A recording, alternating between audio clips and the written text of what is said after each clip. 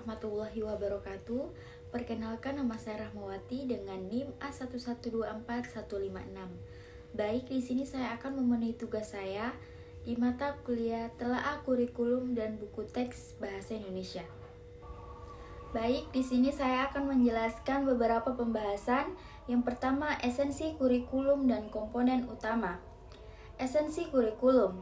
Kurikulum adalah rencana sistematis dan komprehensif untuk pendidikan yang mencakup tujuan, isi, metode, dan evaluasi pembelajaran.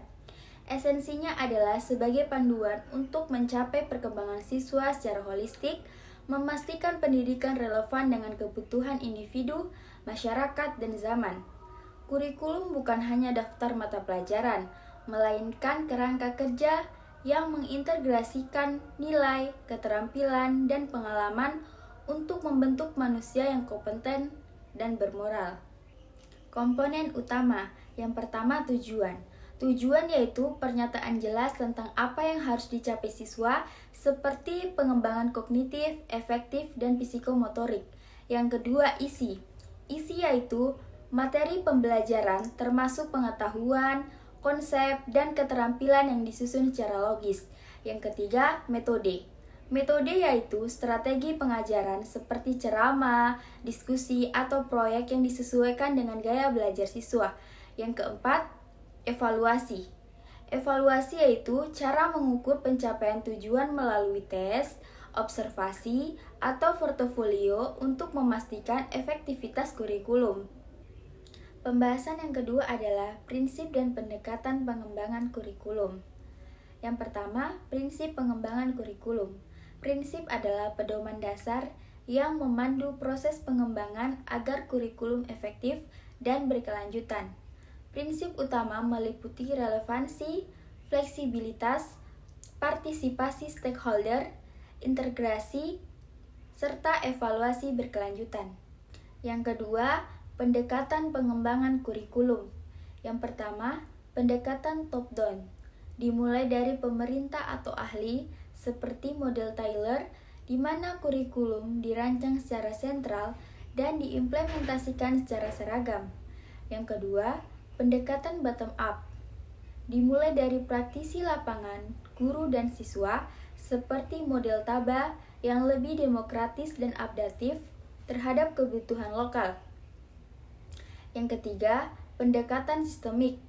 Melihat kurikulum sebagai sistem interkoneksi, seperti model Oliva yang mengintegrasikan input, proses, dan output dengan umpan balik. Yang keempat, pendekatan integratif. Menggabungkan berbagai pendekatan seperti dalam kurikulum berbasis kompetensi yang menekankan pengembangan holistik melalui proyek dan pengalaman nyata. Pembahasan yang ketiga adalah model evaluasi kurikulum. Evaluasi adalah proses sistematis untuk menilai efektivitas kurikulum dalam mencapai tujuan.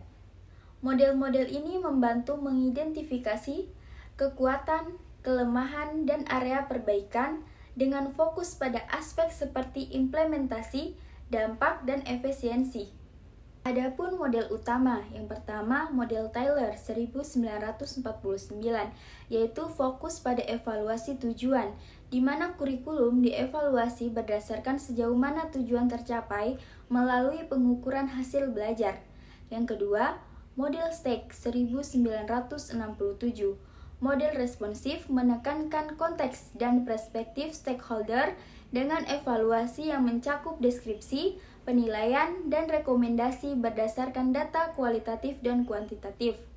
Yang ketiga, model Scriven 1967, yaitu membedakan evaluasi formatif selama pengembangan untuk perbaikan dan sumatif setelah implementasi untuk keputusan akhir dengan penekanan pada dampak jangka panjang.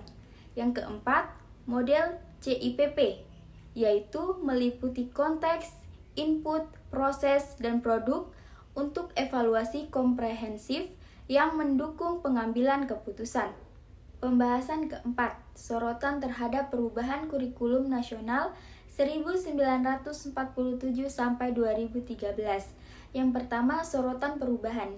Kurikulum nasional Indonesia mengalami evaluasi dari pendekatan sederhana pasca kemerdekaan menuju yang lebih kompleks dan adaptif, dipengaruhi oleh perubahan politik, sosial, dan global. Perubahan ini mencerminkan upaya untuk menyelaraskan pendidikan dengan nilai nasional, pembangunan, dan tantangan modern. Yang kedua, sorotan utama. Pertama, 1947 sampai 1952, kurikulum awal fokus pada nasionalisme dan pendidikan dasar sederhana, menggantikan sistem kolonial Belanda dengan penekanan bahasa Indonesia dan Pancasila. Yang kedua, 1968, pengadopsian model Taylor dengan struktur mata pelajaran terpusat dan evaluasi nasional untuk mendukung stabilitas Orde Baru. Yang ketiga, 1975 sampai 1984, penyesuaian dengan konteks Indonesia termasuk penguatan budaya dan agama serta CBSA untuk pembelajaran aktif.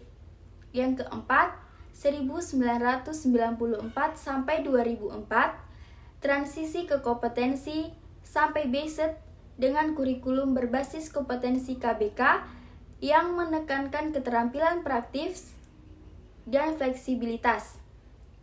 Yang kelima, 2006 sampai 2013, KTSP mendorong desentralisasi, diikuti kurikulum 2013 integratif, saintifik, dan berfokus pada literasi, numerasi, serta karakter untuk era globalisasi.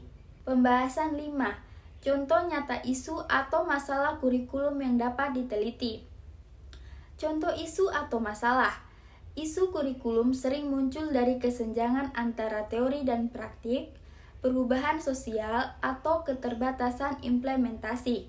Penelitian dapat menggunakan metode kualitatif, kuantitatif, atau campuran untuk menganalisis dan memberikan rekomendasi. Adapun contoh nyata sebagai berikut. Yang pertama, kesenjangan implementasi kurikulum 2013, yaitu masalah di sekolah pedesaan di mana guru kurang terlatih menyebabkan pembelajaran saintifik tidak efektif.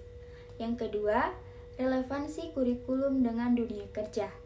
Siswa lulusan SMA sering tidak siap untuk pasar kerja karena kurikulum terlalu teoritis. Teliti melalui wawancara dengan alumni dan perusahaan untuk mengusulkan integrasi keterampilan vokasi. Yang ketiga, inklusi dalam kurikulum untuk siswa berkebutuhan khusus, yaitu kurikulum nasional belum sepenuhnya inklusif dengan contoh masalah di sekolah umum yang kurang fasilitas. Sekian penjelasan dari saya. Wassalamualaikum warahmatullahi wabarakatuh.